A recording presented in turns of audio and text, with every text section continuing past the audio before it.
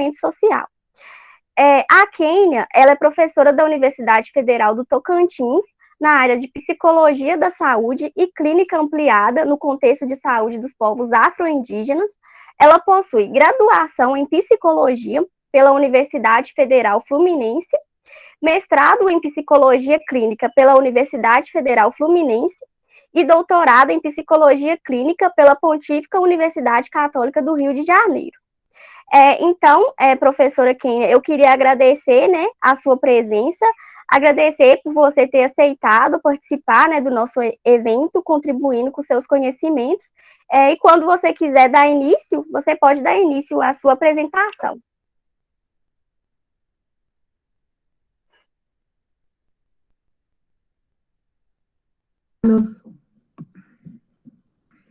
Boa tarde a todos. Quero agradecer o convite, né, da professora Flaviana, da Janaíne e a todo o PET. Quero dizer que é uma honra para mim estar participando desse momento de recepção de alunos, esse momento tão difícil, né? Espero que vocês vão me dando feedback, se tiver ruim som, se tiver imagem ruim, a gente vai se acertando. É um momento difícil, né, para a gente estar fazendo qualquer tipo de movimento, porque tudo é muito novo, tudo é muito inesperado e inovado, né? Então, qualquer início, ele está inevitavelmente repleto de expectativas, né? Mesmo que seja algo que a gente já tenha feito antes, porém, dessa forma, ainda não, né? Então, a minha proposta hoje não é bem uma palestra, né, de passar conhecimento, né? Claro que a gente vai sempre falando algumas coisas e vai passando algum tipo de conteúdo, mas a ideia seria fazer desse momento um momento de troca, um momento que a gente possa conversar, e através dessa troca eu vou passando algumas coisas, né, que eu venho pensando sobre a pandemia, sobre a saúde mental e sobre né?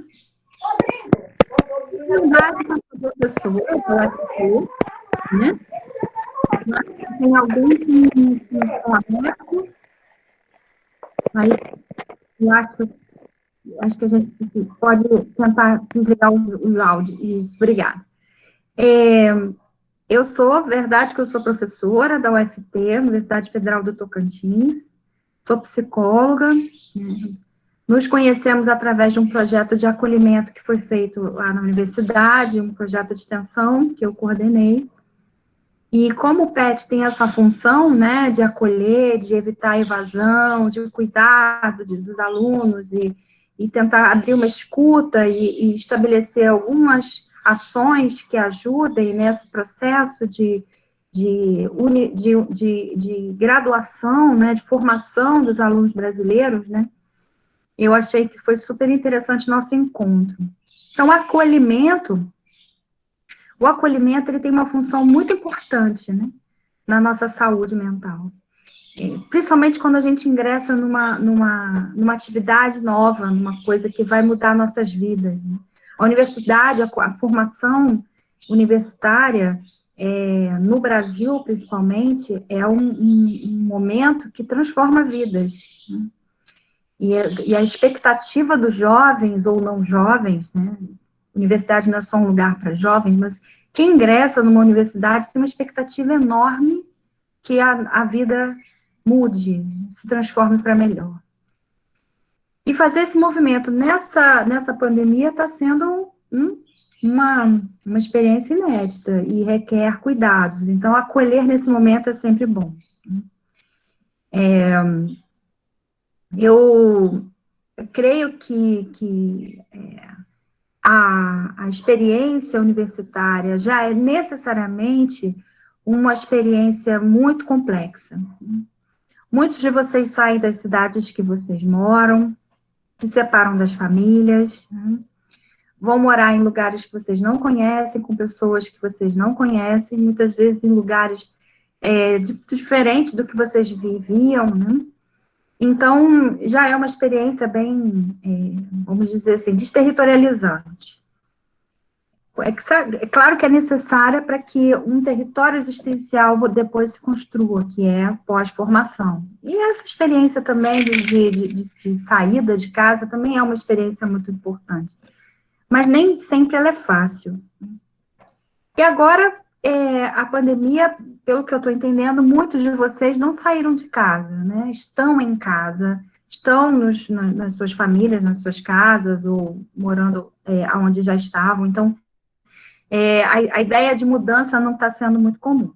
Mas esse convívio dentro de casa, e começar um semestre, começar uma experiência de aula remota, né? Tendo que lidar com todas essas outras realidades concomitantes, que é o convívio familiar, o convívio que está ali do lado, e a adaptação a ferramentas tecnológicas, é um processo, né? Está sendo um processo no Brasil inteiro. Eu não sei nos outros lugares do mundo, mas aqui a gente sabe que a inclusão tecnológica ela ainda é um processo em andamento, né?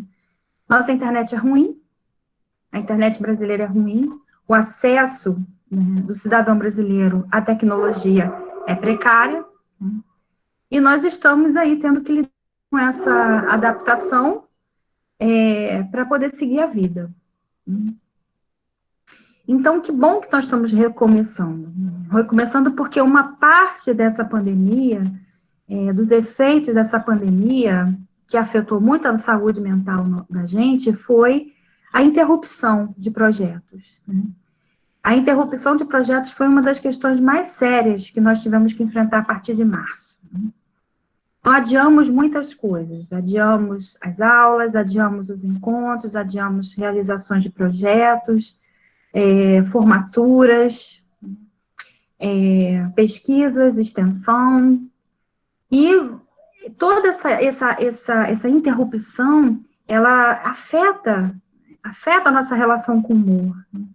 Porque o projeto, já dizia Sartre, né? Sartre era um filósofo que se aproximou muito da psicologia, principalmente da psicanálise, e ele falava muito dessa construção subjetiva a partir do projeto de si, né?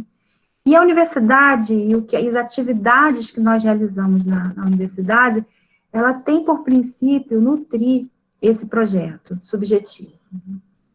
Então, interromper isso é afetar profundamente nossa saúde mental. E uma incerteza se instaura, né? E agora? O que eu vou fazer? Vou ficar em casa?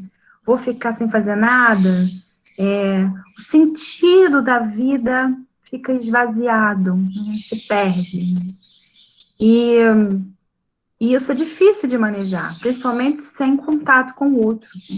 Porque aí vem a outra parte dessa história, que é o isolamento. Foi o isolamento. E o isolamento, ele dificulta que agenciamentos, né, que encontros entre pessoas parceiras que eram importantes para a sustentação dos nossos projetos de vida acontecessem. Então, eu não posso abraçar a minha amiga que sempre me abraça quando eu chego, né? Eu não posso pegar a mão da pessoa que sempre me acolheu, eu não posso olhar no olho das pessoas de perto. Então, é um dificultador nessa elaboração das interrupções, né? A falta do encontro.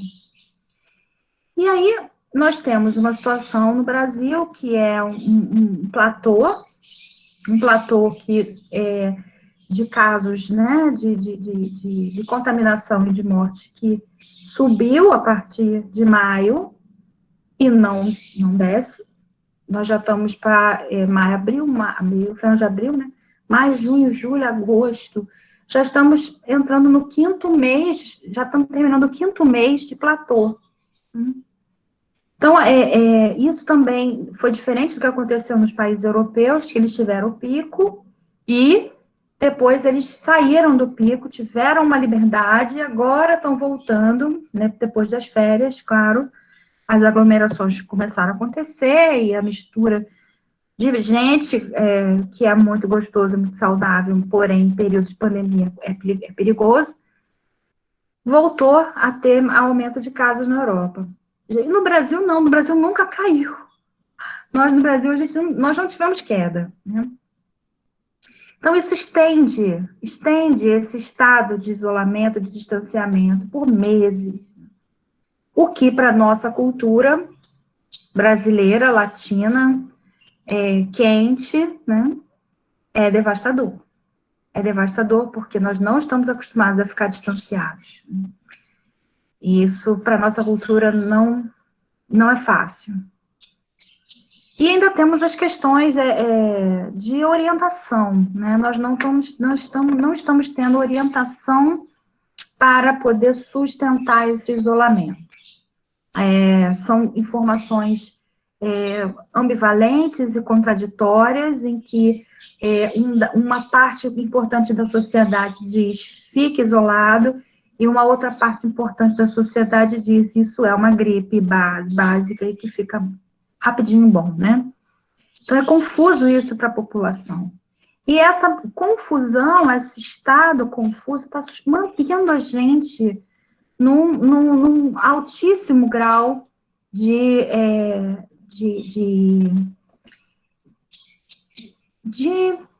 alerta, né? E é um alerta que é insustentável ficar atento a ele por mais de 2 meses, vamos dizer assim, né?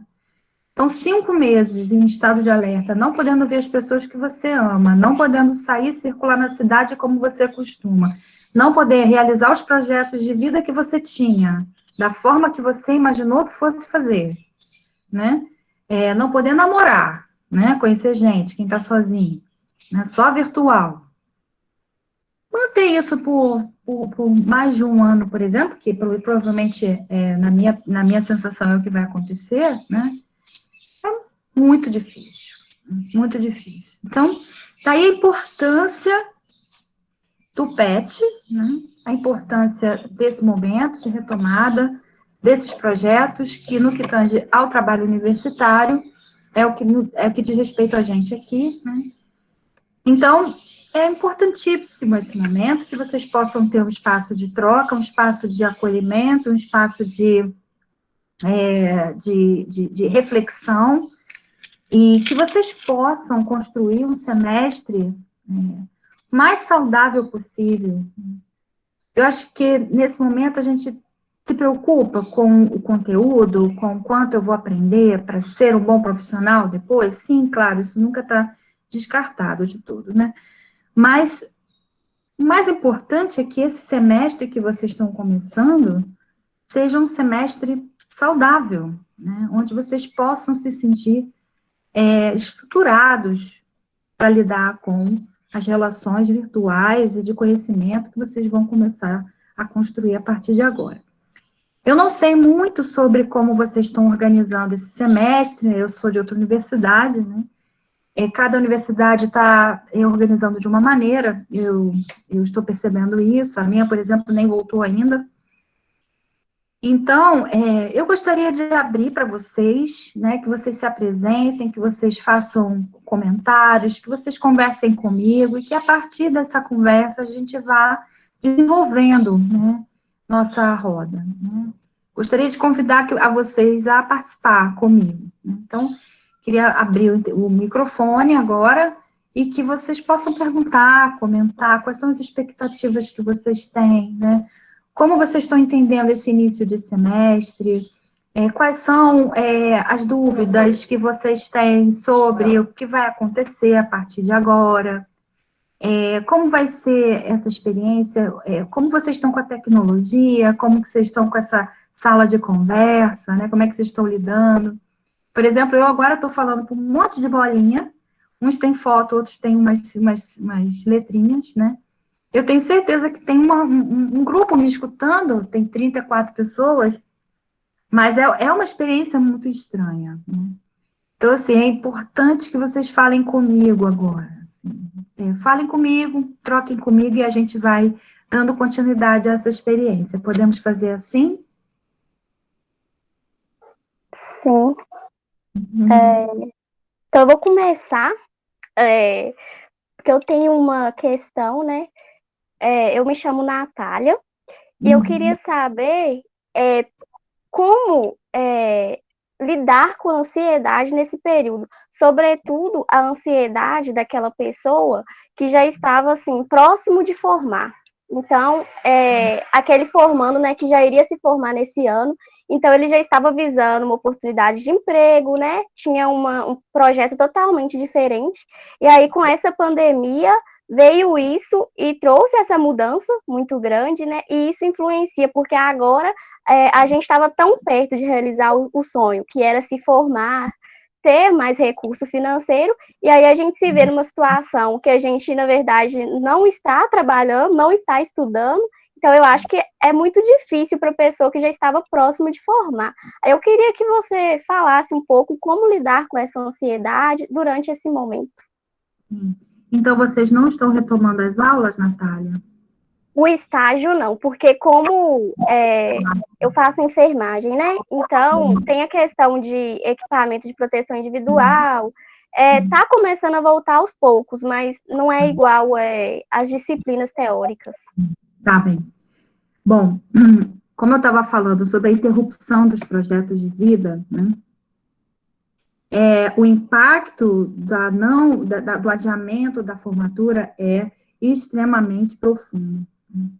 É quase que um golpe, né? Tirar ali o tapete de baixo, né? E como foi uma coisa muito de repente, né? Se a gente entra em março e depois do carnaval, 2 semanas depois do carnaval, mais ou menos, a gente muda a vida totalmente e esses projetos são interrompidos, de fato, é algo que impacta necessariamente. Mas entenda, nós, enquanto seres de conhecimento, seres que temos no conhecimento uma fonte de estruturação da vida, a gente não pode colocar nada em prioridade, em detrimento da própria vida, né? Não é muito coerente a gente priorizar algumas etapas que podem colocar em risco a própria vida ou a vida de alguém. Por que eu estou colocando isso em relação à ciência? Porque é aonde a gente se encontra, é aonde a gente se conecta. A universidade, ela é o lugar onde se constrói conhecimento. Então, esse conhecimento vai trazer esse próprio ambiente que vai trazer as ferramentas para lidar com essa doença. E a própria ciência diz, não temos saída para isso ainda. Não temos, requer tempo, requer pesquisa, requer testagem, requer método, requer rigor e ética. Né? Então, nós que nos responsabilizamos pela produção de conhecimento, não podemos descartar isso. Não podemos. Eu até considero que seja uma coisa possível, não apoio, não concordo, vamos dizer assim, que em outras instâncias da sociedade isso não seja da mesma maneira, mas na ciência nós temos que seguir os nossos preceitos. Né? Então, esse deve ser o escopo que a base que a gente tem que trazer para tomar algumas decisões. E sustentar a ansiedade, né?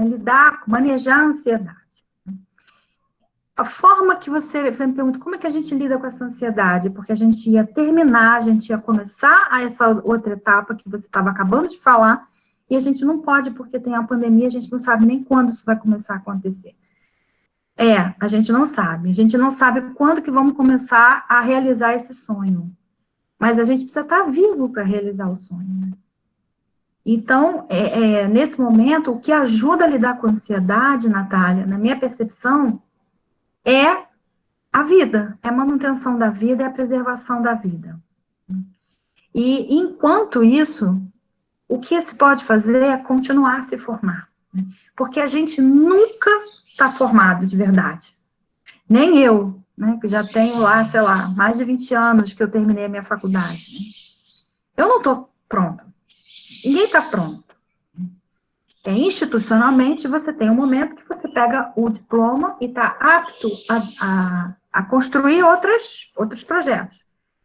Mas, enquanto isso não é possível, enquanto esse documento não pode chegar, porque há uma etapa a ser cumprida, que é o estágio, e o estágio não se realiza sem contato físico, e para isso precisa de uma segurança, precisa de uma vacina, de um EPI, que te garanta a não contaminação. Enquanto isso, que tal continuar a se nutrir de conhecimento, não é? Que tal continuar a estudar, continuar a construção, que talvez também seja uma forma de ajudar. Mas, basicamente, o que vai ajudar a lidar com a ansiedade é aceitar, de uma certa maneira, que esse projeto tenha sido interrompido em nome da vida, pela preservação da vida. Isso é triste, porém é o melhor que pode se fazer nesse momento. Eu não sei se você se sentiu respondida, não sei se eu consegui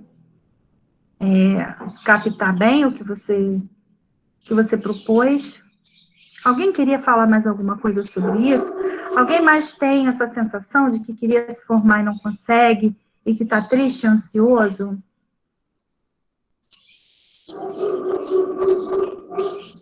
Boa tarde, o meu nome é Lucas, eu também sou estudante da UFPJM, só que eu faço fisioterapia. Só que o meu sentimento, eu tenho um pouco desse sentimento, que eu estava quase me formando, mas eu também tenho um sentimento de pensar em, por exemplo, naquelas pessoas que estavam entrando agora na universidade, né? E o nosso sentimento é de que estava quase chegando, né? Mas se você parar para pensar, é quase a mesma coisa, porque estavam iniciando um projeto, né? Então, a gente também estava iniciando um projeto de formar e começar uma vida nova, né? Uma vida nova, assim, entre aspas, né? Mas eu fico pensando também em relação ao pessoal que está chegando agora, porque às vezes a gente tem um conhecimento mais específico da área, e a gente pode tentar fazer a nossa própria rotina de estudo, a gente pode tentar, né, buscar e entender, e a gente consegue entender mais facilmente, porque já tem uma consciência dos termos técnicos, de tudo que está sendo falado. Mas aquelas pessoas que estão, por exemplo, no primeiro período, eu acho que é um pouco mais difícil, porque a chance da pessoa parar e pensar, eu não vivenciei nada daquela disciplina, daquele curso, e às vezes desistir, não por não gostar, mas por não ter vivenciado, por ter encarado já de cara uma pandemia e achar que não é aquilo que é para a vida dela, sabe? Então eu tenho esse receio de, estava quase formando, mas eu ainda penso nessas pessoas que estavam chegando, que eu acho que é um pouco mais complicado ainda. Lucas, se você pudesse dizer alguma coisa para os seus colegas que estão chegando e que podem pensar em desistir, o que você diria? Eu diria para não desistir, né? Porque eu acho que uma das virtudes que a gente tem que ter é paciência e perseverança, né? Então, eu acho que se é aquilo que você gosta, né? Ou se você acha que é aquilo que você gosta, então não desista, espere, às vezes tenta conversar com quem está lá na frente, porque eu acho que o sonho, né? Quando a gente tem um sonho, a gente não pode desistir na primeira barreira que aparece, né? Você realizar um objetivo, às vezes é fácil, alcançar uma meta é fácil, mas um sonho, ele nem sempre vai ser tão fácil assim. Então, eu creio que isso seja uma barreira difícil de se alcançar um sonho, né? Então, eu acho que eu diria isso. E que eu estava à disposição também, né, para conversar sobre o curso, sobre qualquer coisa que queiram. Nós temos colegas de primeiro período aqui no grupo agora? Nós temos? Eu acho, querido, que o que você está trazendo é uma coisa linda, assim, que é o seguinte, o que eu te perguntei, se você pudesse falar com alguém, o que você diria, né? É que nós vivemos num país em que chegar no ensino superior é praticamente uma vitória.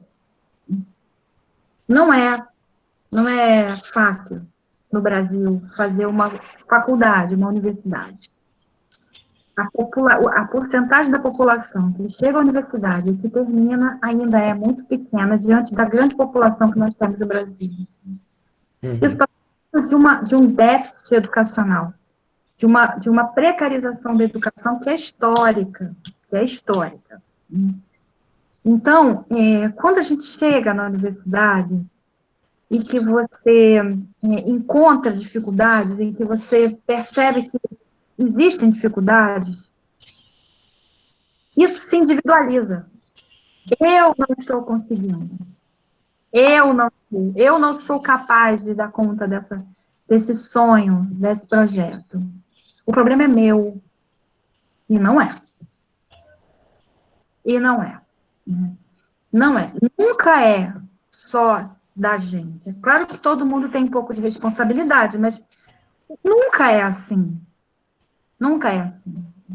Nós temos um processo de produção de fracasso escolar, desde a infância até a universidade, uma desvalorização do ensino e do conhecimento. Nesse momento, então, quem faz faculdade é praticamente um marginal, né? Assim, quem está estudando é praticamente um marginal.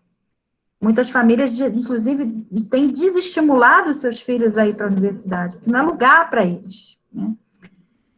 Muitas crenças negativas e muitas mentiras acerca da universidade. Então, quando você, Lucas, diz, não desista, né? Você está falando do lugar democrático que a universidade tem que ter. Né? Você está falando desse lugar da comunidade, enquanto comunidade acadêmica, enquanto a comunidade discente, né, brasileira, que entristece quando tem um companheiro, um colega, um semelhante que está padecendo, né? Que está padecendo de aumento do individualismo desse problema. Né? Estou dizendo assim, você não está sozinho, você não é o único que passa por isso, e é importante que você resista, é importante que você fique. Né? Então, eu estou dizendo que é bonito o que você traz, porque você está falando desse lugar da comunidade. Né? E muitas vezes o que nos salva nesses momentos é pertencer. É um sentimento de pertencimento. Eu preciso pertencer. E todo o processo é para fazer a gente se sentir não pertencendo, seja por vários, né? São vários marcadores de raça, marcadores de gênero, marcadores de classe social, né? Quem vem de escolas públicas, quem vem de cotas, né? Tudo isso já pesa, né? Porque tem essa briga no Brasil, né? Que isso é uma coisa errada, né? E não entende que a história do Brasil, ela vem de um peso grande de desigualdades, isso precisa ser equilibrado por alguns, talvez alguns séculos, né? A gente não sabe por quanto tempo vai ter que ser assim, mas por enquanto tem que ser assim, para que haja inserção do povo brasileiro na produção de conhecimento do Brasil, né? Então, o que você traz, Lucas, é lindo, né? Porque você está falando desse lugar, do igual, que oferece a mão e diz, eu sei que é isso, né? Vem, resista que vale a pena, né? Que é importante. Eu não estou acompanhando o chat. Alguém podia me dar uma atualizada no que está sendo falado lá, para eu ver se alguém, em vez de falar, escreveu? Então, professora Kênia, a Estefânia Guimarães, ela colocou que ela está com expectativas muito boas para essa nova fase, porém ela também está ansiosa, né, por não saber quando vai voltar ao normal. E ela é do curso de fisioterapia. Sim, Estefânia. Essa dificuldade de previsão, né? Ela é difícil, porque, como eu falei no início, a ideia de que na Europa foram 2 meses, aqui também seria, e já são 5, e não tem previsão de baixar. Quando começa a estabilidade, daqui a pouco aumenta. Né? Quando sai do amarelo, entra logo no vermelho, aí sai do vermelho, vem para o amarelo, aí vem para o azul. Aí fica 2, 3 semanas no azul, volta para o amarelo, daqui a pouco volta para o vermelho, ou seja, fica essas 3 coresinhas na televisão todo dia do nosso lugar, né? Então, essa permanência nesse platô vai adiando essa capacidade da gente prever, né? Então, isso é muito difícil, a gente não está acostumado. A experiência humana, fora de situações de crise, né? Porque o que nós estamos vivendo é uma situação de crise. Nós não estamos vivendo uma situação normal. E é importante que a gente não naturalize isso aí para escapar dos percalços do momento, né? O momento de crise, ele afeta a previsibilidade. Então, vamos supor, quando uma cidade vive um terremoto, quando uma sociedade vive uma violência muito profunda, quando vem uma catástrofe natural, quando uma família entra em crise, uma separação de casal, por exemplo, né? Ou alguém morre, alguém importante falece, enfim, situações de crise, elas geram uma alteração na relação com o tempo. Então, em princípio, nós perdemos o controle do tempo. E isso, na nossa neurótica vida ocidental, que o oriental ele tem uma relação um pouco diferente com isso. Mas nós, ocidentais, colonizados, né, europeizados, nós temos a ideia de que nós temos o controle do tempo. Uma fantasia, uma ilusão de que temos o controle do tempo. E não temos, não temos. E é o momento da crise que mostra isso pra gente. Só que isso vem desalojar uma certeza que faz a gente levantar todo dia no mesmo dia e saber que se você sair de casa a tal hora, você vai pegar tal ônibus, você vai chegar a tal hora, logo você vai estar na aula a tal hora. Então você se programa. E quando você perde o controle do tempo, quando você perde essa previsibilidade, você já não programa mais. E aí você diz para mim, mas professora Kênia, eu não sei o que vai ser da minha vida. Quando é que eu vou me formar? Quando é que eu vou poder fazer minhas coisas? E eu vou dizer, não sei. Não sei, ninguém sabe. E como que lida com isso? Como é que faz para viver isso? Né? Não temos uma receita para isso. Não temos. Né? O importante é que a gente possa falar sobre isso. Né? O mais importante do que querer uma receita para como lidar com aquilo que não temos como lidar, melhor a fazer com isso é criar narrativas sobre isso. É fazer o que nós estamos fazendo aqui hoje. Né? Ver que nós não estamos sozinhos, que essa imprevisibilidade ela afeta a todos de forma muito semelhante, né? E que precisamos estar juntos para sustentar isso juntos, né? E não achar que, mais uma vez, o problema é meu. Eu é que não estou dando conta dessa imprevisibilidade. Né? Mas a verdade é que a gente não está preparado para não programar a vida. A gente não sabe como lidar com isso. E o que fica nesse vácuo, né, é uma experiência muito estranha de contato consigo mesmo, que muitas vezes os planejamentos futuros tamponam. Então, às vezes eu invento coisas na minha vida para não entrar em contato com determinadas realidades que eu vivencio. E muito dessa pandemia está obrigando a gente a fazer contato com essas coisas. Esse é o lado bom da crise. Ele obriga a gente a fazer contato com aquilo que eu faço do meu tempo me protege. Então, eu me protejo de mim mesmo quando eu uso o meu tempo para fazer coisas. Às vezes, o fazer me distancia do sentir, do pensar, do conectar. E essa pandemia está obrigando a gente a conectar, né? Está obrigando a gente a fazer contato com essas nossas emoções, com essas nossas vivências, que muitas vezes são desconhecidas para nós mesmos. Então, também é mais um convite também, né, a usar esse tempo da imprevisibilidade para se encontrar com a gente, um pouco mais. Né? Então, muitas pessoas começaram a fazer terapia nesse momento. Né? Aquilo que a psicologia condenava, que era terapia online, virou uma rotina. Reinvenção. Aquilo que que era uma coisa cara, impossível, não tenho tempo para fazer terapia, não quero, não gosto de dividir minha vida com as pessoas, também caiu por terra, né? Porque esse contato consigo mesmo mostrou, caramba, eu preciso de companhia para viver isso, sozinho fica muito difícil, né? Então, é isso, querida. A imprevisibilidade traz essas sutilezas aí, né? O que mais que botaram aí no chat? Então, pessoal, vocês querem falar mais alguma coisa, alguma consideração, pergunta no chat? Podem estar fazendo.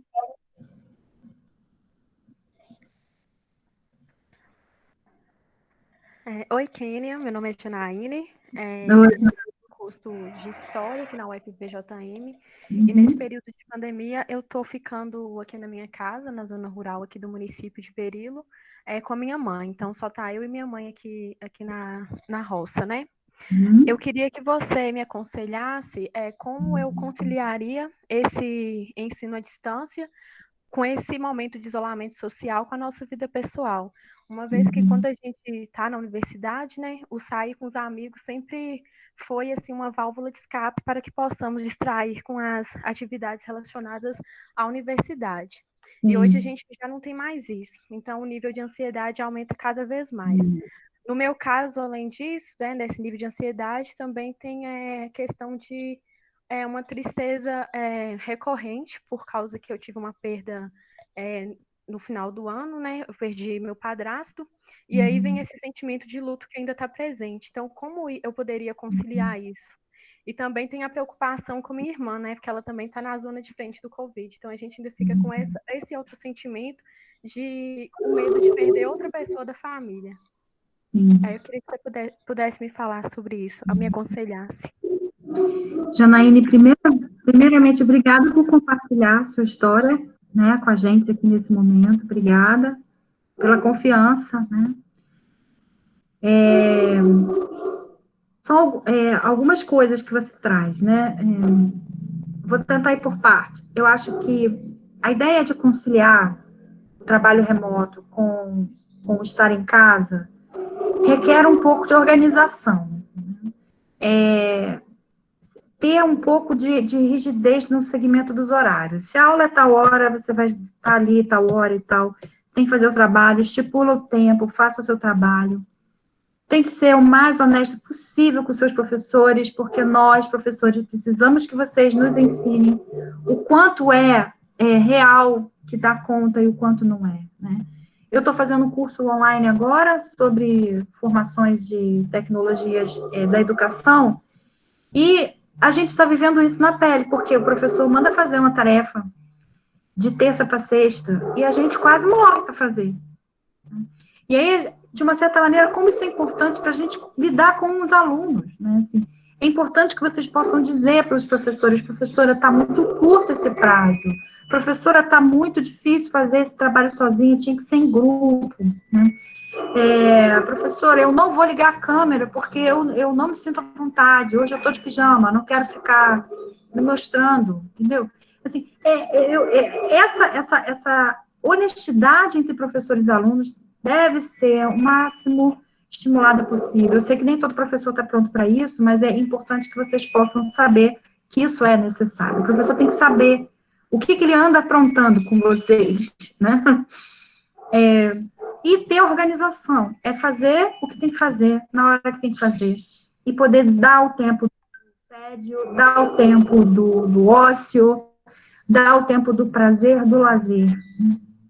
Tem que organizar essas experiências, né? As experiências têm que estar, elas têm que estar contempladas no seu dia, Organização. Pegar os horários, fazer fluxograma, estabelecer horário de estudo, de leitura, de tarefa, e seguir aquilo, como se você tivesse horário para sair, pegar o ônibus, pegar o Uber, pegar a condução para poder ir para a faculdade. É mais ou menos a mesma coisa, isso tem que ser mantido, tá?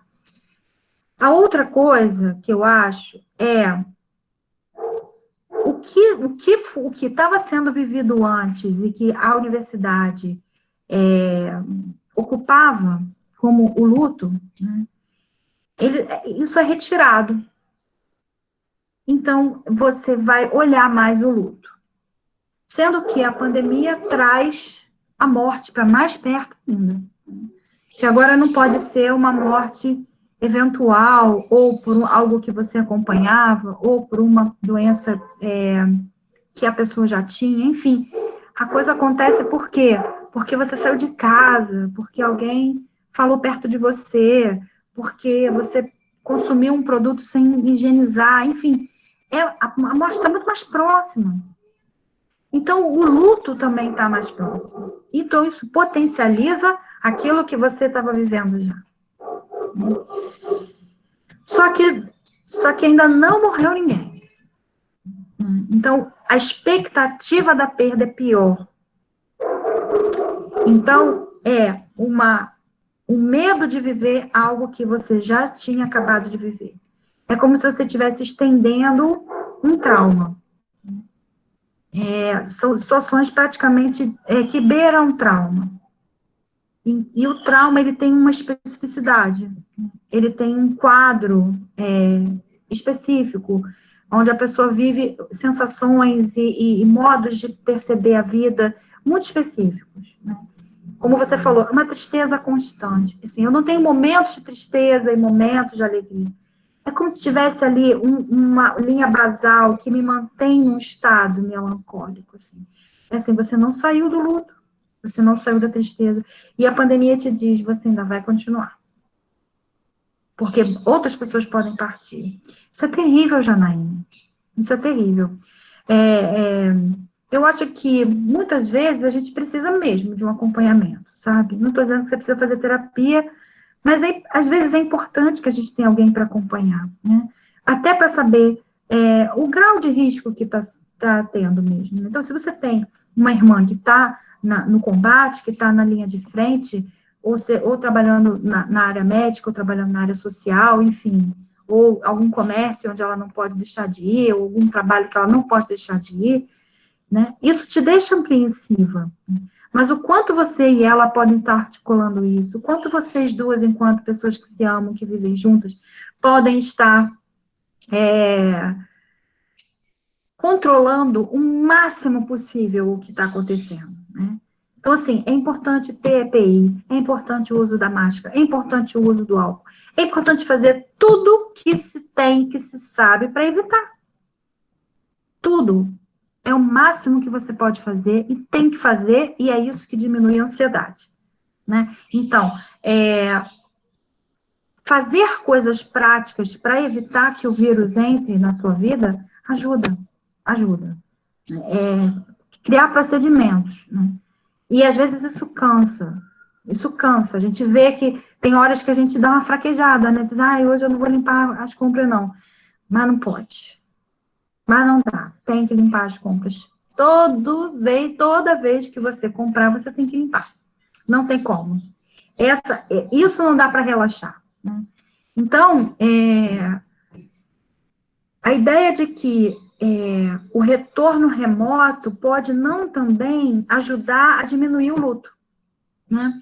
Porque, assim, tá em casa, tá em contato, e tá o tempo inteiro com pessoas que você ama muito. Então, é o tempo inteiro você perto do risco e você não está na exterioridade que te desconecta desse medo, né, da morte. Então, é delicado, eu acho que é realmente complicado, mas fazer coisas que te deem o mínimo de controle ajuda. Fazer acordos claros com as pessoas que você ama, né? Não colocar ninguém em risco, vamos nos preservar juntos, vamos resistir juntos. Porque caso aconteça, meu amor, você fez tudo o que você pôde. Você está entendendo? Assim, tudo que você pôde foi feito. Então, é realmente algo que vem muito com aquilo que quando alguém morre por uma morte natural, né? O que nos consola, né? Bom, tinha que acontecer, não deu. Né? A pessoa não suportou. Acho que é por aí, né, Janaína? Não sei se eu te ajudei, querida. Entendi, muito obrigada, viu, Kênia? Nada.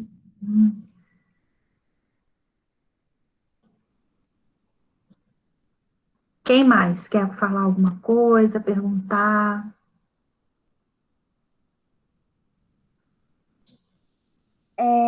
Professora Kenny, eu tenho uma outra dúvida, uma outra questão que eu acho interessante você falar sobre a sua opinião, né? Porque atualmente a gente nunca teve tanta facilidade, né, de acesso à informação. Então, as informações, elas estão vindo muito fáceis, né, para as pessoas. E muitas pessoas não sabem dividir essas informações, né, se são realmente de fontes confiáveis, né, se são fake news, que hoje em dia está muito comum as questões de fake news, né? E eu queria saber como isso, né, pode influenciar no aumento da ansiedade, aquela pessoa que já é muito ansiosa e ela ter acesso, né, às informações falsas, e também informações, de certa forma, que são apelativas, né, que mostram aí esse número de mortes, o número de casos estão subindo, e as pessoas, elas se assustam, né, ao ver essas informações. Então, muitas pessoas, elas estão deixando de assistir televisão, entrar em sites de notícia, justamente por essa questão de medo e ansiedade estar aumentada. Então, como que essa pessoa, ela pode saber, né, dividir qual informação ela acessar e ter esse controle, né, das informações que são expostas? Sim. Essa pergunta é importante, né? Porque nesse momento onde a tecnologia está muito centralizando a vida da gente, a notícia vira quase que uma poeira, né? Tá o tempo todo acontecendo. Então, eu acho que a gente tem que tomar cuidado com as fontes. Não dá para abrir a percepção, né, os canais de percepção, olhos, ouvidos, né, pele, para tudo, porque a gente vai ficar inundado disso, a gente vai ficar intoxicado disso, e isso nos atravessa e interfere no nosso bem-estar. Então tem que ter uma seleção, eu acho que tem que ter uma seleção, tem que escolher os canais que você confia. Então, geralmente, eu assino alguns jornais, né? E tenho os meus grupos de Zap, onde as pessoas que têm maior cuidado com isso, acessam informações, me passam e eu também checo, né? Então, eu acho que tem que haver um cuidado com a fonte, tem que haver uma seleção, tem que ter não dá para deixar tudo aberto, né? A televisão, por exemplo, agora, atualmente, ela é uma guerra, né? Uma guerra. Então, essa guerra, ela tem que ser manejada, você tem que saber em que momento acessar a televisão, né? Não dá para ficar 24 horas, não dá. E essa seleção, ela cabe a cada um, né? Assim, tem pessoas que gostam de determinados ambientes e outras já não gostam. Então, assim, é importante que a pessoa faça a própria seleção dela. E eu li, assim, rapidamente aqui embaixo, alguém perguntando sobre como que faz para manejar a frustração. Foi isso? Ou eu estou enganada? Sim. Li rápido Isso demais. mesmo. É isso mesmo. Frustração, né? Frustração. Frustração sempre me lembra criança. Eu trabalhei com criança há muitos anos. Hoje eu não trabalho mais, porque eu fui para a universidade e perdi um pouco o contato com a infância. Mas por muitos anos, trabalhar com criança significava lidar e manejar com elas a frustração. Crianças que estão vivendo situações de sofrimento têm um grau pequeno para suportar a frustração. E o que se faz com a criança é permitir que ela expresse a frustração. Porque reprimir a frustração é praticamente uma bomba relógio, uma hora vai explodir. Frustração ela faz parte da vida e precisa ser expresso. Então,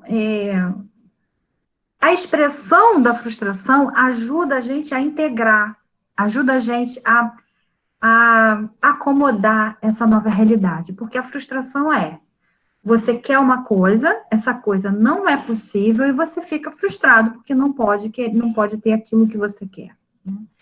Então, a criança está jogando, né? E ela quer ganhar. A criança quer ganhar de qualquer maneira. Sempre. Toda hora. Né? E aí você ganha. E a criança fica muito zangada.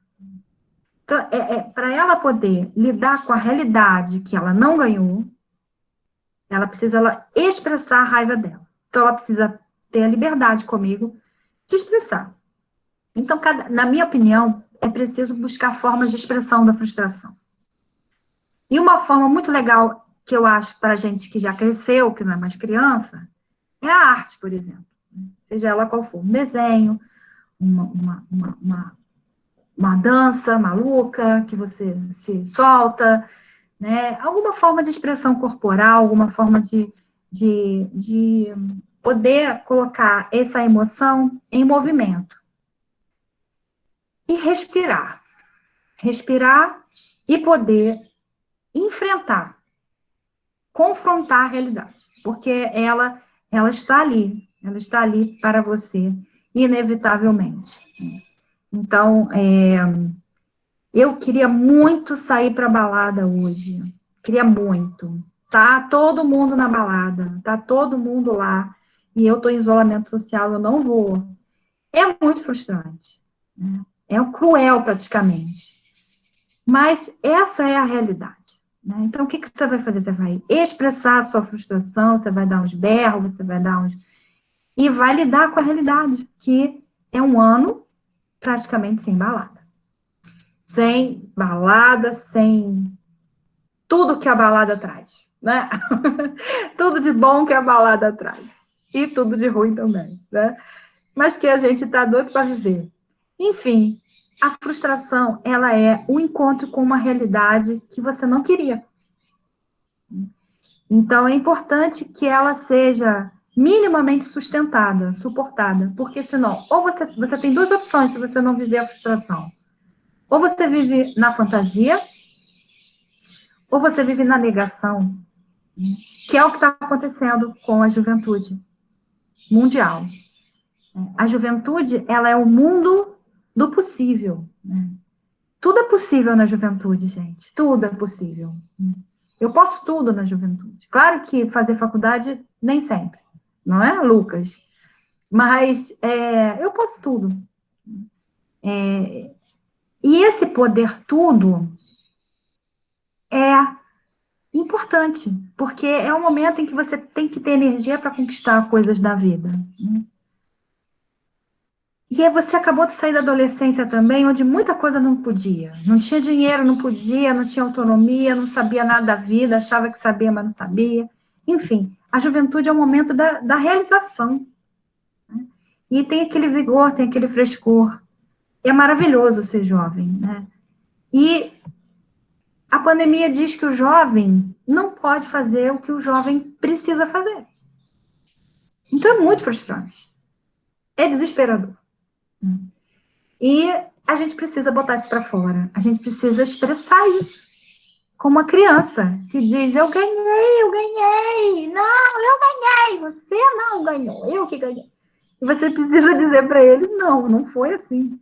Fui eu que ganhei. Eu sei que é duro para você, eu sei que é difícil para você, mas infelizmente essa é a realidade. Né? E infelizmente essa realidade precisa ser aceita de alguma maneira. Né? Então expresse suas frustrações, grite, dance, não coma demais, porque isso também não ajuda, né? Bote para fora e não para dentro. Respire fundo e renove seus votos para um dia realizar o que você precisa realizar.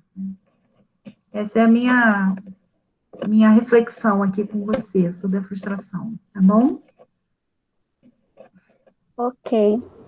A Mariane Cássia, ela perguntou então, gostaria de saber como lidar quando tudo voltar ao normal e tivermos que voltar a sair de casa e se afastar novamente da família com quem nos últimos meses convivemos o tempo todo. Oh, meu Deus, essa pergunta é boa, hein? Pois é, né? Porque assim, primeiro foi ruim voltar, né, para casa, né?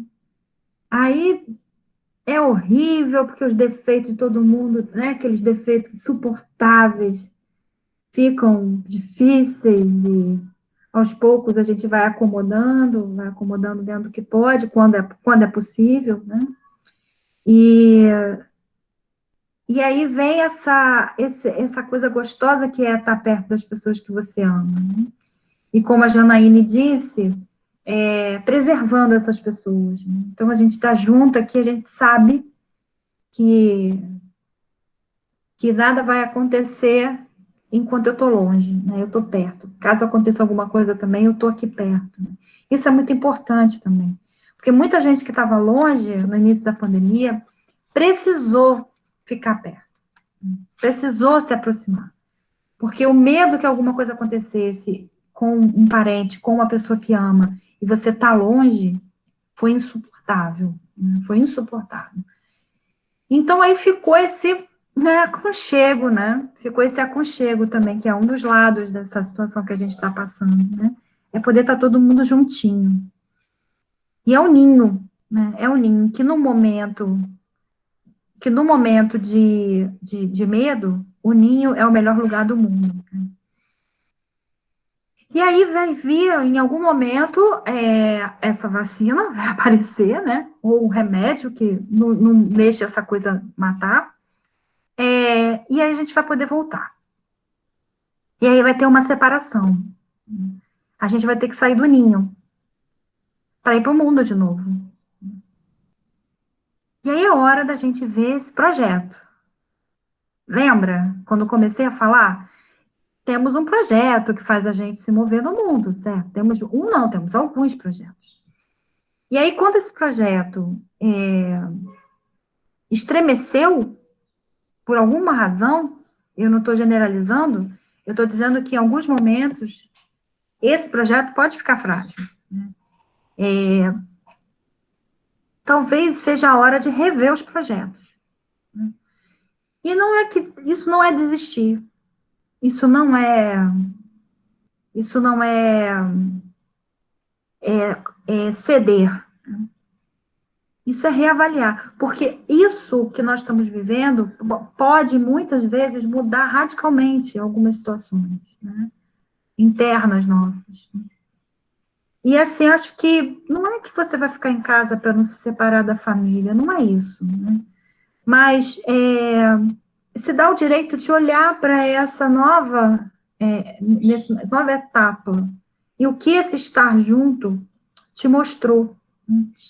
Muitas vezes, pessoas que nunca tiveram chance de realmente estar juntos, estiveram juntos. Isso pode ter um valor incrível na vida de alguém. E talvez mudar a faculdade para mais perto seja uma opção. Entende? Talvez mudar alguma coisa para poder ficar mais próximo. Eu não estou dizendo que isso é generalizado. Eu estou dizendo que em algumas pessoas pode ser que isso seja necessário. Porque o que nós estamos vivendo agora é muito intenso, é muito forte. Né? E o medo de perder as pessoas que a gente ama muda as coisas, muda as coisas. E o que a gente não tinha, de repente, a gente passou a ter. E abrir mão disso de novo pode não ser uma boa ideia. Né? Eu estou dizendo assim, sejam livres, né? Sejam livres para reavaliar tudo, porque é uma situação atípica. E não se obriguem a nada. Não se obriguem a nada. Alguma coisa pode ser que seja prioridade e que você tenha que respeitar essa prioridade, sabe? E muitas vezes os projetos vão ter que mudar. Isso é uma coisa que pode vir a acontecer. E a outra opção é reviver a saída do ninho de novo, né? Se nada mudou e o projeto continua o mesmo, é encarar de novo aquela separação dura que é sair de casa, né? E viver aquele perrengue de ter que fazer comida, né? De ter que lavar roupa, de ter que morar longe de casa, e terrível, né? Mas, infelizmente, mais uma vez, é a tal da frustração que a gente tem que encarar, né? Então, mais uma vez, bem-vindo ao mundo adulto, né? Bora encarar, é isso aí. O que mais? Ok. Sim. A Daniela, ela fez um relato aqui. Ela colocou: Pessoal, boa noite. Sou a Daniela, do curso de Ciências Biológicas da UFVJM. Em relato de inspiração. Então, antes da pandemia, no início de 2018, tive que trancar o meu curso, quase já no final por questões de saúde. Já estava para me formar praticamente, e só pude retornar agora em 2020. E daí veio a pandemia. Mal pude acreditar. Não são dias fáceis, para não dizer dificílimos, mas sigo vivendo um dia de cada vez, com muita fé, resiliência e na certeza de que tudo passa. Desistir jamais. Isso aí, isso aí. É, É difícil, né? É muito difícil, mas desistir jamais, é isso aí. realmente. E fala, Natália. Essa fase é muito complicada mesmo, né? Ainda mais o relato dela que ela colocou, que ela trancou e aí quando volta, né, acontece isso. Sim, sim. É, tem uma coisa assim que acontece às vezes, que você cria uma energia forte para fazer um movimento, né? A gente tem 100% de energia, né? Aí, você estava ocupando, tipo, 70% da sua energia. E para você mudar determinada coisa, você precisava de uns 50% de energia, você só tinha 30%. Aí você faz um esforço, se organiza, cria um espaço na economia energética do seu organismo e consegue energia para fazer aquele movimento que você estava planejando fazer, né? E aí você consegue e vem algo na vida e interrompe isso. Eu acho que é mais ou menos o que ela está falando. O que fazer numa situação dessa, né? Como lidar com isso? A ideia é que você gerou a energia e que a energia é sua, é uma realidade. O fato da pandemia ter interrompido isso não significa que essa energia desapareceu. Mas eu estou muito, muito, muito confusa, muito desanimada, muito desesperada, muito. Está consumindo energia à toa. Está consumindo energia à toa. Está gastando a energia com algo que talvez não seja legal gastar. Porque se você foi capaz de gerar aquela energia, essa capacidade é sua. E ninguém tira isso de você. Talvez a dificuldade seja lidar mais uma vez com o que a outra amiga falou, que é a questão da frustração, né? O mais difícil talvez seja manejar a frustração e não confundir isso com uma perda de capacidade de manter o projeto e de realizar o projeto. Eu não sei se eu sou capaz de esperar. Por que não? Por que não seria capaz de esperar? O que impede de esperar? Não sei. Então, se não há nada que impeça de esperar, o que está dificultando é a frustração. E aí a gente vai lembrar da criança. Por isso que eu trouxe a criança, porque a criança é um exemplo tão puro disso, que a gente finge que não é igual uma criança. A gente disfarça, né? Mas, no fundo, a gente é igual uma criança que não aceita perder no joguinho. É um jogo da vida, né? Veio uma peça lá, ruim, e fez você voltar 3 casas. E aí? Vai ter que voltar 3 casas. E vai desistir por quê? Por que vai desistir? Porque essa energia que você juntou para andar as 3 casas já acabou? Por que acabou? Se o corpo é o mesmo, se a proposta é a mesma, se a pessoa é a mesma. Ah, mas eu não sou a mesma. Como não é? Se você usou os mesmos recursos para construir, por que você não pode usar os mesmos recursos para manter? Né?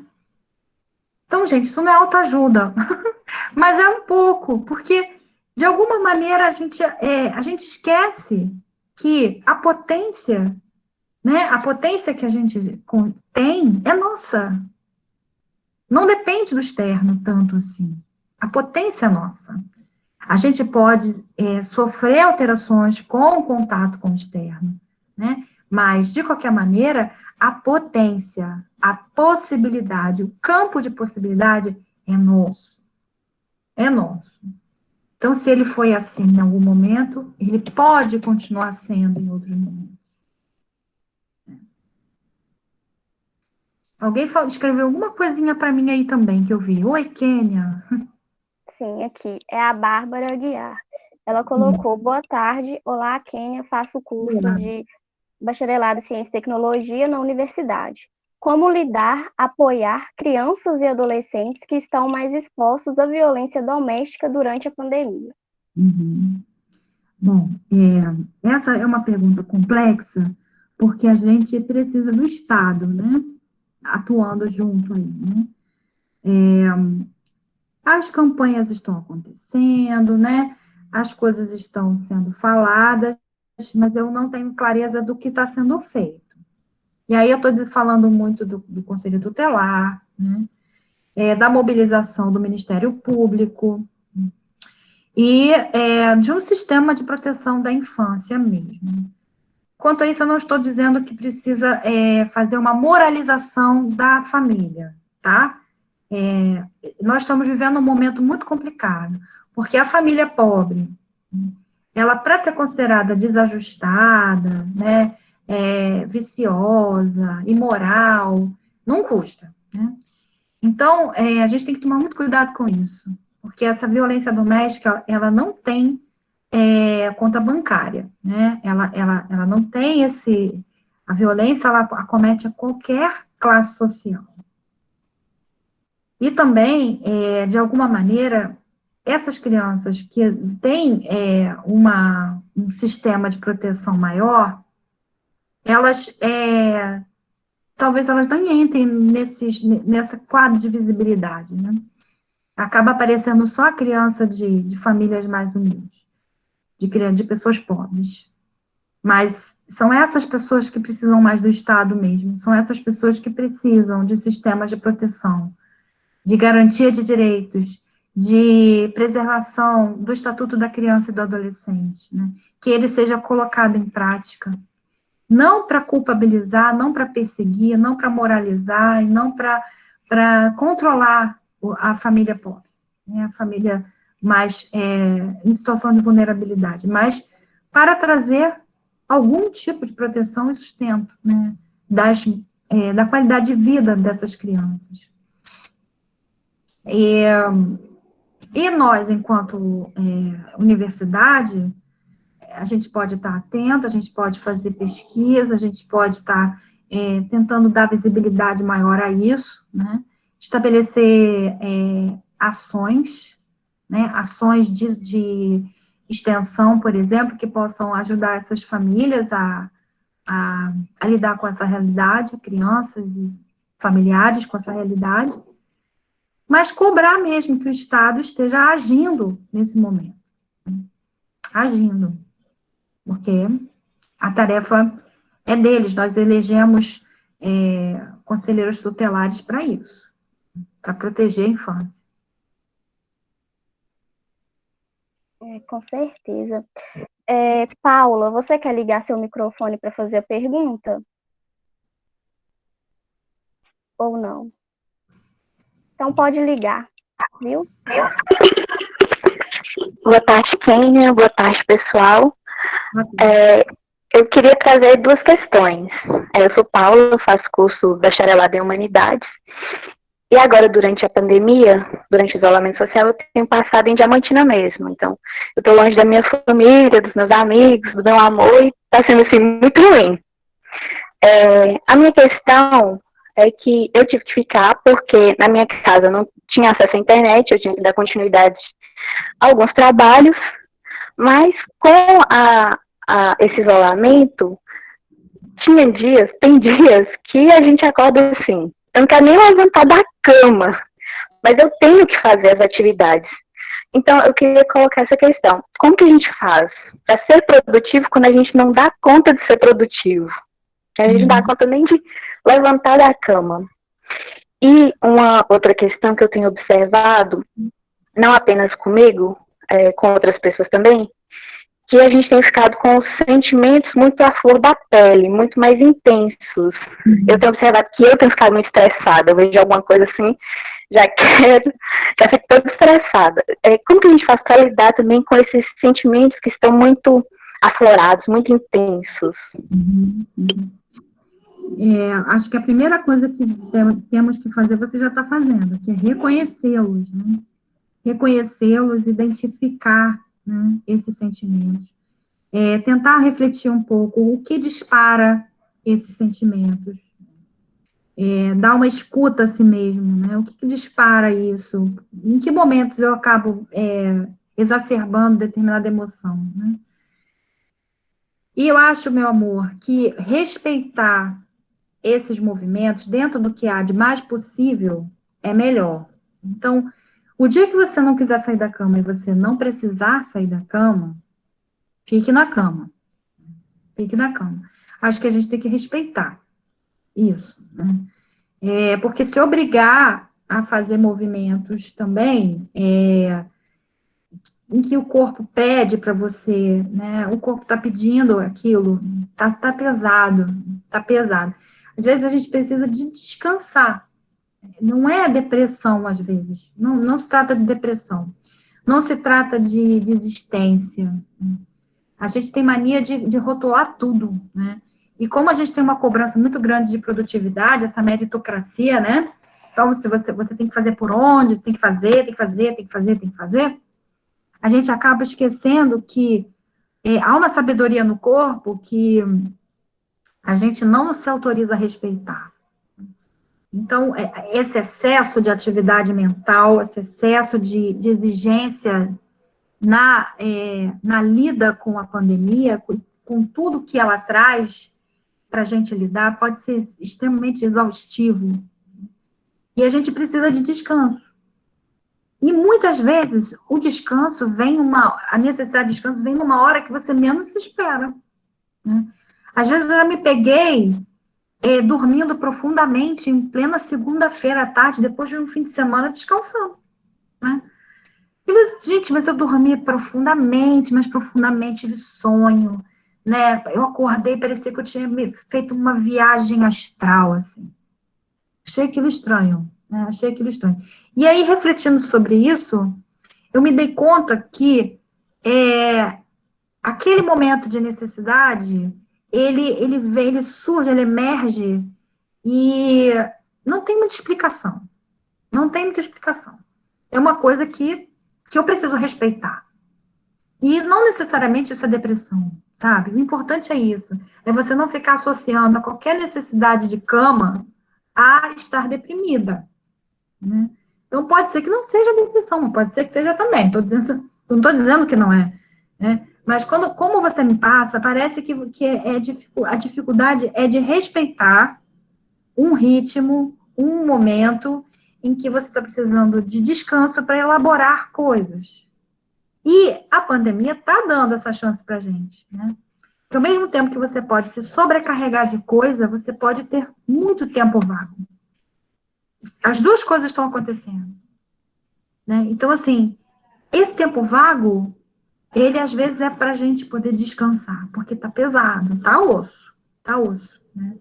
Então, não está fácil para ninguém, a coisa não abaixa, essa curva nunca chega para baixo, então é um sobrepeso que a gente carrega. Tem hora que a gente precisa dar uma desligada, né?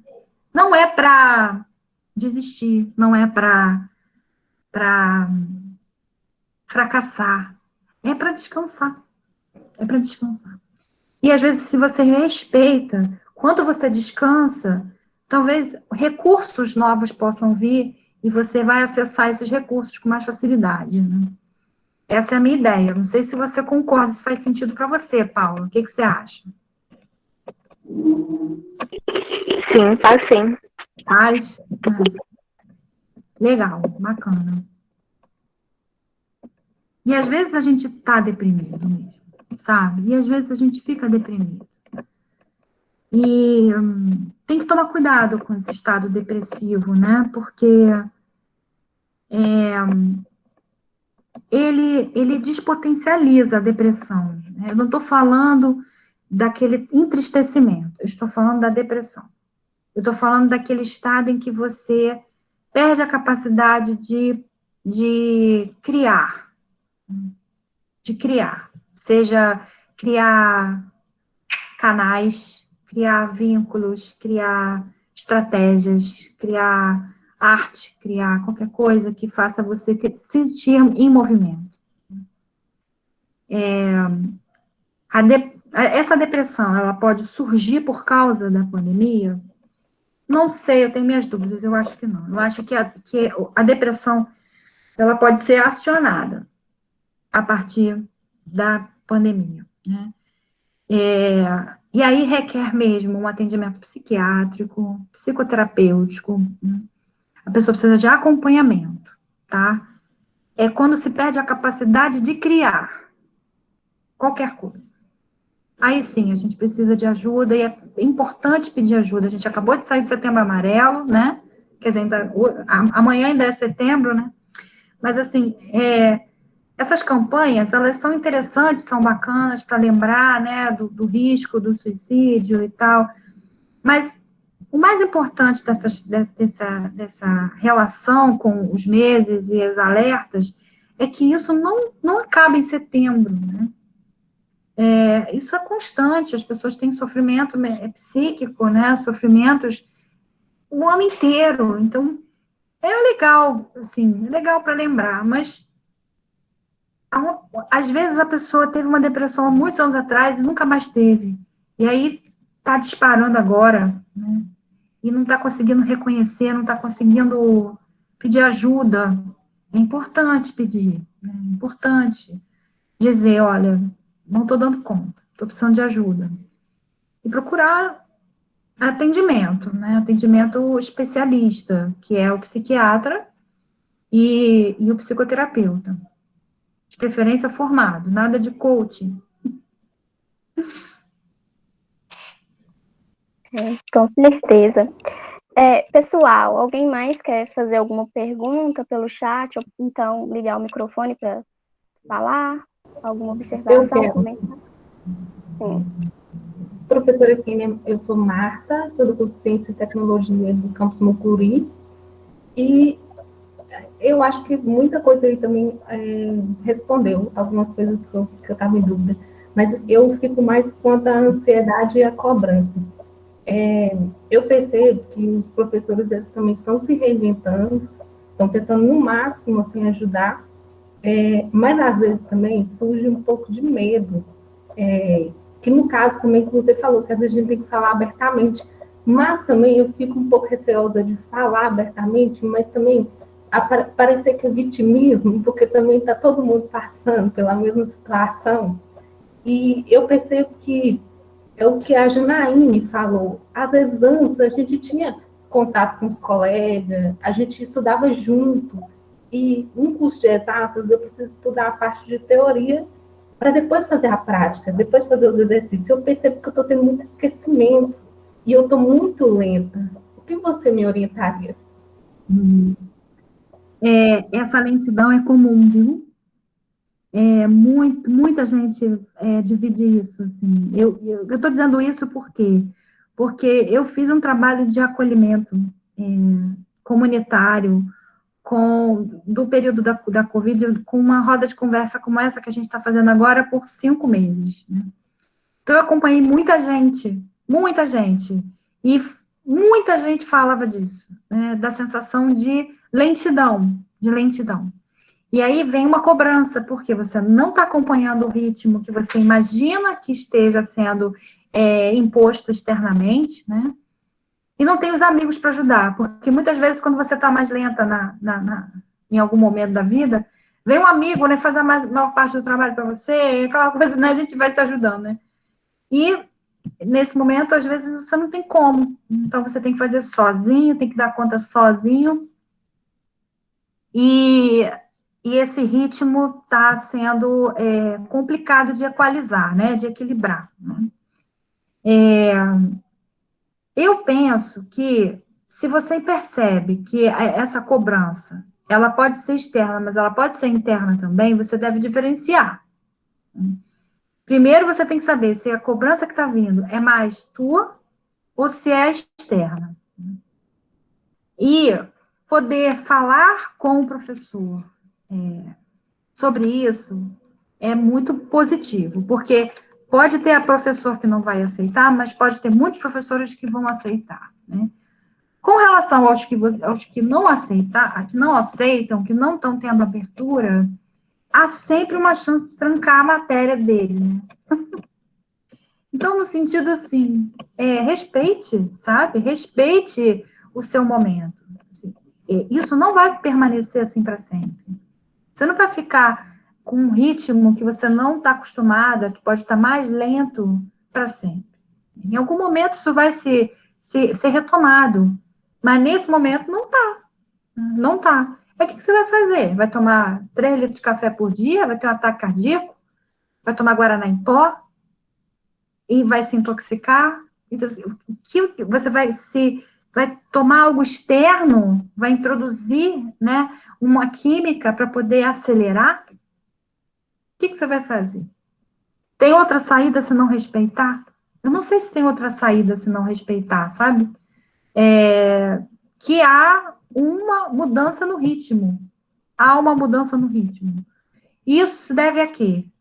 Isso se deve aos processos de adaptação a novas realidades. Isso que nós estamos fazendo aqui é novo.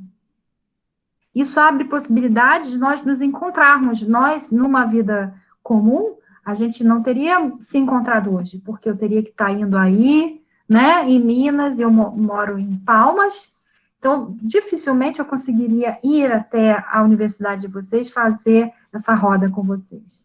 Mas, ao mesmo tempo, a gente está fazendo uma coisa muito estranha, que é falar pelo computador, né, com um monte de bolinha. Então, é esquisito. Ao mesmo tempo que eu vou me adaptando, isso requer energia, certo? Requer energia. E a minha cognição, Marta, ela vai precisando de ajustes. E quando eu falo de cognição, eu estou falando da minha percepção, da minha memória, da minha atenção, certo? São elementos da minha cognição. Então, eles precisam de ajustes. E, às vezes, isso se lentifica para eu poder processar isso que eu estou vivenciando. E, além disso tudo, ainda tem que fazer exercícios matemáticos. Fala sério, né? Então, assim, é importante respeitar, sabe? E você tem que diferenciar se essa cobrança está vindo de você mesma ou se está vindo do professor. E você só tem como fazer isso de uma maneira, conversando com os professores. E, de uma maneira, vocês têm que criar canais, né, coletivos de resolução de problemas, né? Assim, tem os representantes estudantis, tem as reuniões de colegiado, que vocês podem levar as questões, né? Vocês não podem ficar lidando com as coisas assim quietos, né? A universidade pública, existe ainda esses recursos, a gente tem que usar, né? A gente tem que usar. Ainda existe uma proposta democrática, onde vocês têm o direito de voz, o direito de serem ouvidos. Então, usem isso porque pode ser que isso não dure muito, e eu não estou botando ansiedade em vocês, assim, se continuar do jeito que está, daqui a pouco a gente perde isso também.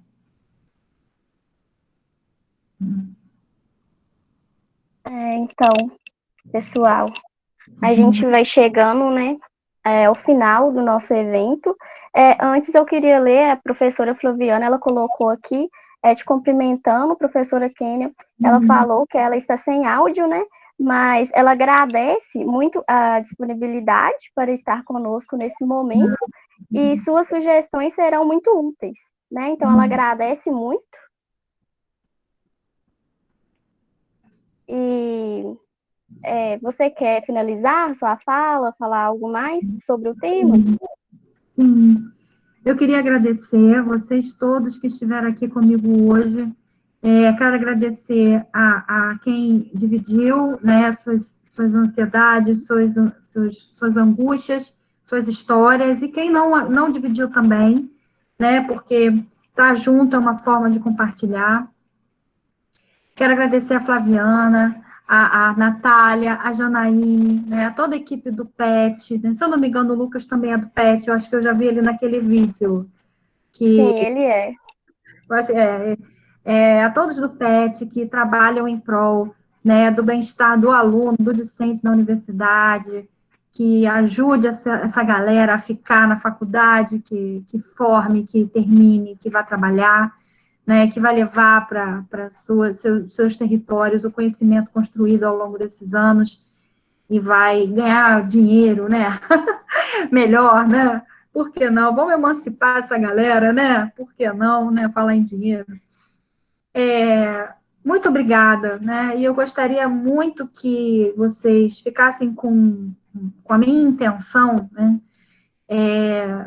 De que vocês resistem. Né? Resistam a isso tudo que está acontecendo. E reinventem modos de estar saudáveis, de estarem na alegria e na esperança. A alegria cura, a esperança cura. E não precisamos ficar negando, né, num negacionismo patológico,